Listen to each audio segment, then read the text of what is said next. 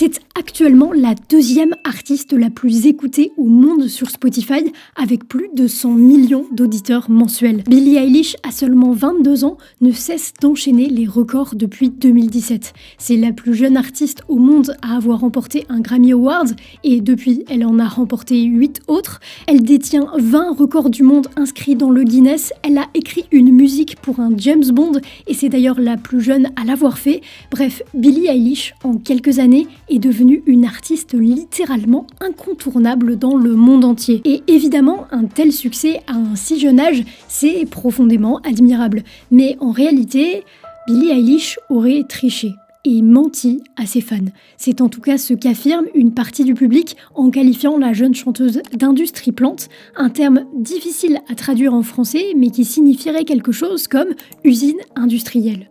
On va revenir très vite sur la définition de ce terme, mais en gros, certains accusent Billie Eilish de cacher ses origines et surtout de ne devoir son ascension vertigineuse qu'aux connexions de ses parents et à la stratégie extrêmement bien ficelée et coûteuse de son label. Mais le truc, c'est qu'elle n'est pas la seule à être la cible de telles accusations. Et ce terme d'industrie plante, originaire des États-Unis, est en train de doucement s'immiscer de plus en plus dans les conversations en France. Et je pense que ce n'est que le début et que le terme tend à se démocratiser en France, alors il faut qu'on en parle. D'autant plus que moi, je vous spoil, je pense que les industries plantes n'existent pas vraiment. Dans cette vidéo, on va donc essayer de déterminer ce qu'est une industrie plante et pourquoi cette expression prend de l'ampleur. C'est parti. Mais avant ça, récemment, j'ai eu 3 heures d'attente dans une gare. Et il était juste hors de question que je ne fasse rien, mais je ne me serais jamais connecté au Wi-Fi public sans CyberGhost VPN. Un VPN, vous savez ce que c'est un réseau privé virtuel et la raison pour laquelle c'est indispensable, surtout sur les Wi-Fi publics qu'on trouve dans les gares mais aussi dans les hôtels par exemple, c'est parce que vous pouvez vous faire pirater, mais pas avec CyberGhost. CyberGhost vous permet de surfer anonymement et en toute sécurité en masquant votre adresse IP et en chiffrant vos données. Ça, c'est pour le côté sécurité, mais pour le côté fun, CyberGhost vous permet aussi d'accéder à du contenu géobloqué. Sur Netflix, sur Disney+,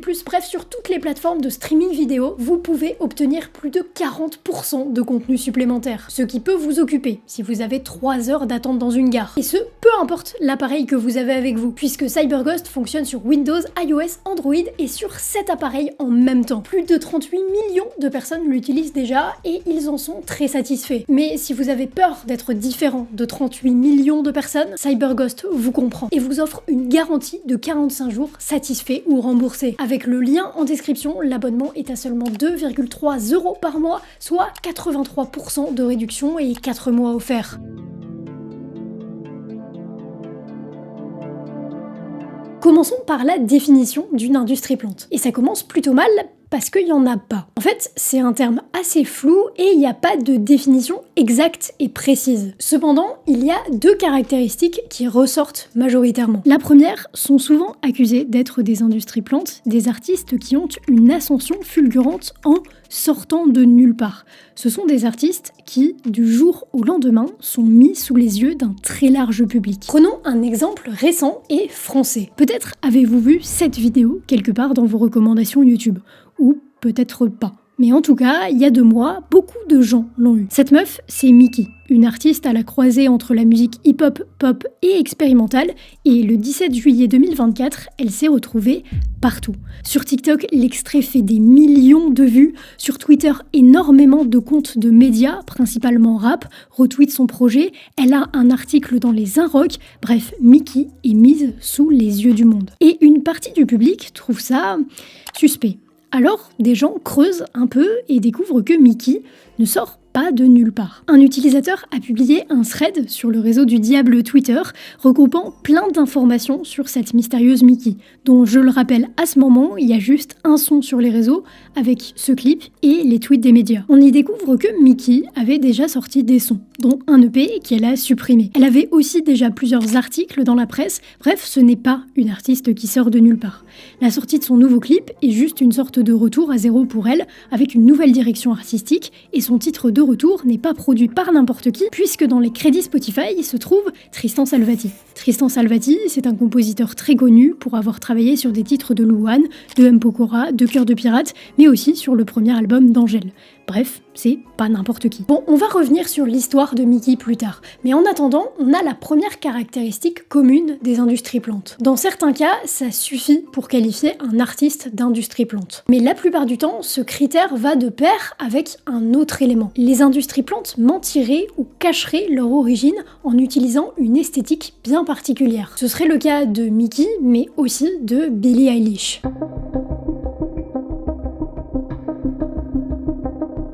Billie a 13 ans et elle fait de la musique avec son frère Phineas dans sa chambre. On est en 2015 et le duo poste alors une chanson sur SoundCloud écrite originellement pour le groupe de musique de Phineas. Cette chanson, c'est Ocean Eyes et elle va exploser et attirer l'attention d'un gros label, Interscope. Interscope signe Billie et à 15 ans, elle sort son premier EP, Don't Smile at Me, qui va tout simplement être numéro 1 dans 15 pays.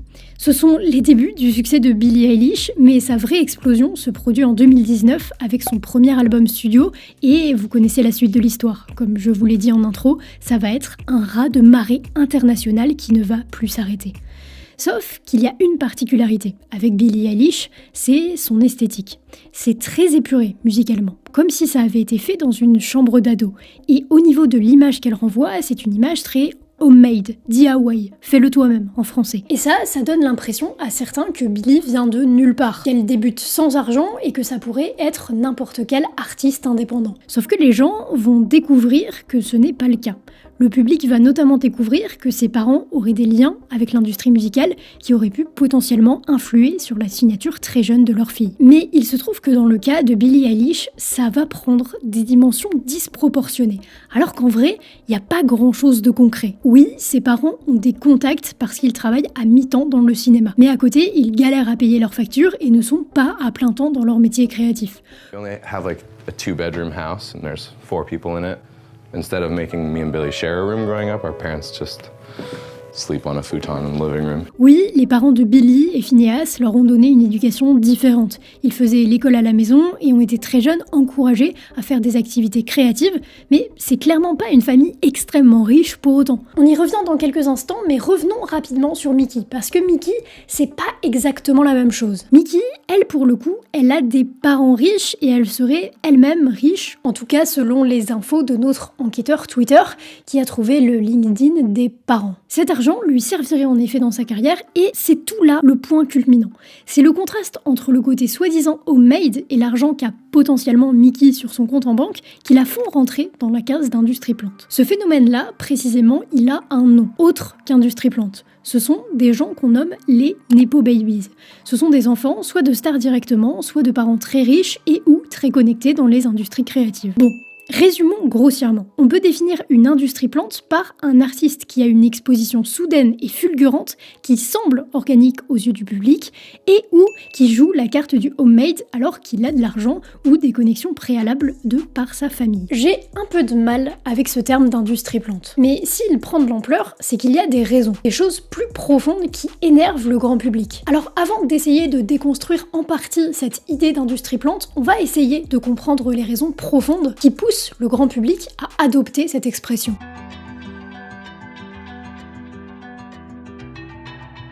Ce terme d'industrie plante est assez récent. Ses premières apparitions datent des années 2010 pour qualifier certains rappeurs comme Chance the Rapper à l'époque. 2010, c'est pas une date anodine, c'est le moment où Internet, ça y est, c'est un vrai truc. Tout le monde commence à y avoir accès et le monde de la musique commence à vraiment se digitaliser.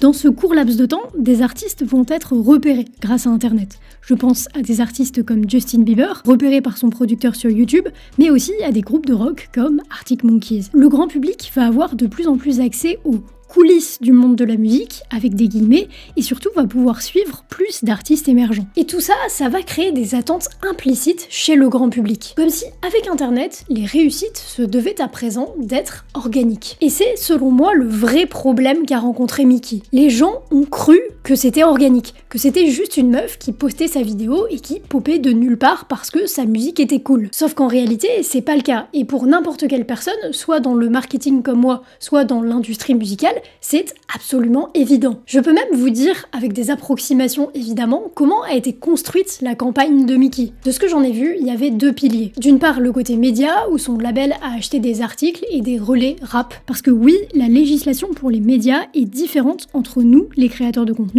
et les médias.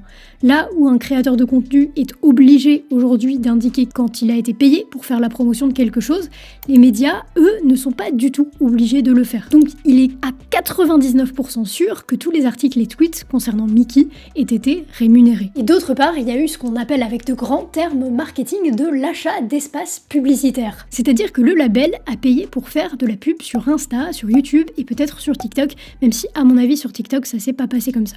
Mais bref, en gros, tu donnes de l'argent à Insta et YouTube et ils poussent ta vidéo. Bon, bah ça en fait, ce sont des pratiques absolument courantes. Et même les gros artistes utilisent ces stratégies de promotion. Et quand je vous dis gros artistes, perso, c'est pas pour flex, un petit peu en réalité, mais j'ai été payée pour faire la promotion de Bring Me the Horizon sur TikTok. Alors, moi c'était clair que j'étais rémunérée, c'était écrit, mais c'est pour vous dire à quel point la sponsorisation et le fait de payer sur les réseaux, c'est absolument normal. Bon, en résumé, il y a un décalage entre les attentes implicites du grand public, qui veut une réussite organique, et la réalité de l'industrie, où très souvent ce n'est pas le cas. Mais pour moi, là, il y a un dilemme.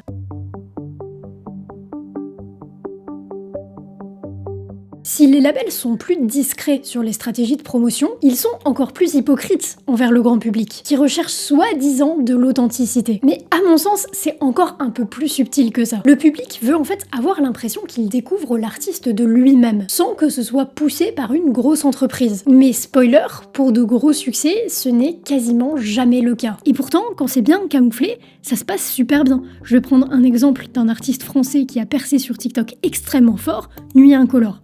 Nuit Incolore, 1 million d'auditeurs présents aux victoires de la musique. Bon, bah la stratégie de communication, elle était incoûteuse orchestrée par Wagram, même si les vidéos, c'était lui et un piano. Et pourtant, personne ne l'a accusé d'être un industrie plante. Donc, à mon sens, tout ça, c'est surtout une méconnaissance du grand public du fonctionnement de l'industrie musicale. Le problème des accusations qui portent sur une ascension rapide, c'est que les gens ont l'impression d'être trompés en découvrant qu'il y a un label et du budget derrière. Sauf qu'il y a quasiment toujours un label et du budget derrière. Donc, tous les artistes signés en label pourraient être accusés d'industrie plante si on suit ce raisonnement. Vous voyez le problème. Mais il y a le deuxième critère. Et là, c'est un petit peu plus compliqué.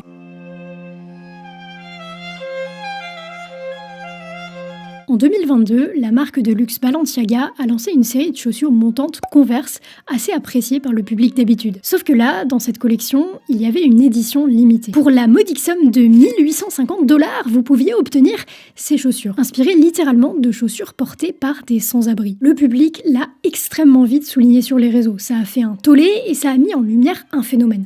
Le fait que les riches portent parfois la pauvreté comme on porte un cosplay. Et là, vous allez me dire, Lovie, tu t'es trompée de vidéo. Mais non. En fait, j'ai l'impression que c'est ça qu'on reproche aux industries plantes. C'est le fait de faire genre qu'ils partent de rien alors que ce n'est pas vrai. Le fait d'adopter une esthétique de pauvre, avec des guillemets. Et là, je comprends totalement. Je pense que c'est ça qui s'est réellement mal passé avec Mickey. Les gens ont eu le sentiment d'être trompés par sa classe sociale, à cause du Buffalo notamment.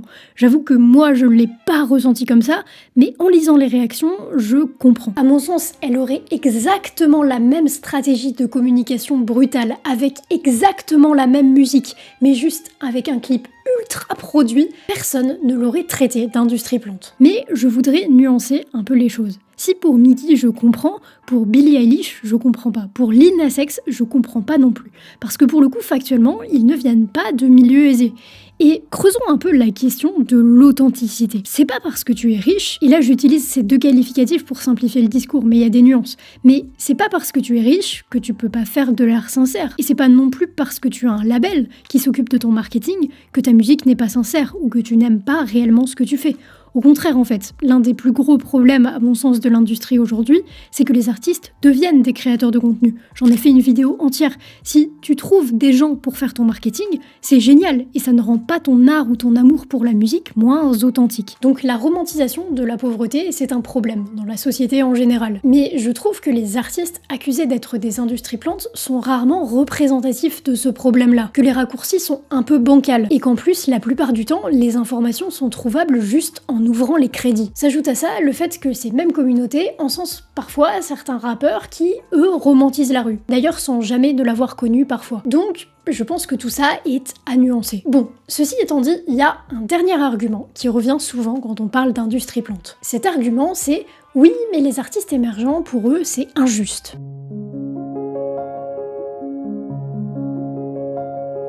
Le monde de la musique ne fonctionne pas au mérite ni au talent. Il y a des raisons à ça.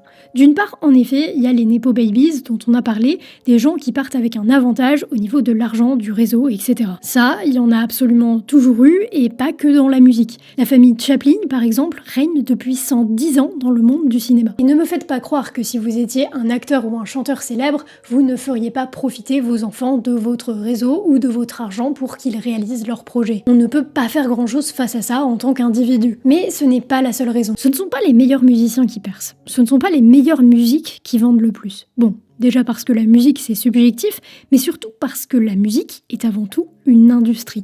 Et une industrie, ça fonctionne avec du marketing et de l'image. Donc ceux qui ont le meilleur marketing ont plus de chances de faire carrière dans l'industrie de la musique. Mais la limite est là. Même avec beaucoup d'argent et un excellent marketing, vous n'êtes quand même pas sûr d'y arriver. Sinon, les labels sauraient parfaitement comment créer une star et ils n'auraient jamais de perte. Sauf que bien évidemment, ça ne fonctionne pas comme ça. Et même dans des industries comme la K-pop, il y a un taux d'erreur. Et même si tout est fait pour que ça fonctionne, certains groupes ne prennent juste pas auprès du grand public. Parce que, pauvre ou riche, la chance joue énormément dans l'équation du succès. Je sais bien que ce sont des choses qui sont difficiles à entendre. Personne, encore moins les auditeurs, n'a envie d'entendre que l'art n'est qu'une industrie.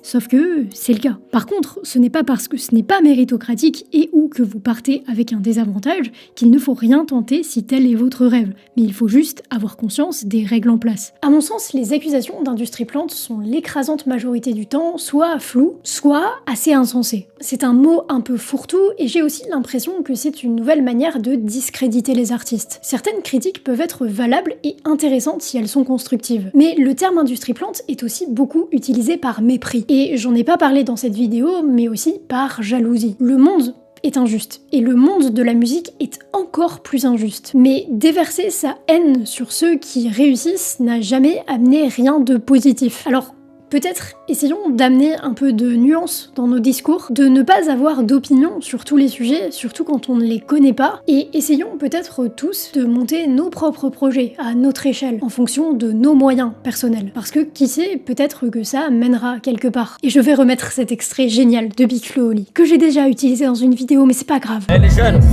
arrêtez de chialer, tout est possible. Moi j'ai beaucoup chialé, mais tout est possible. Vous pouvez le faire en chialant. Let's fucking go!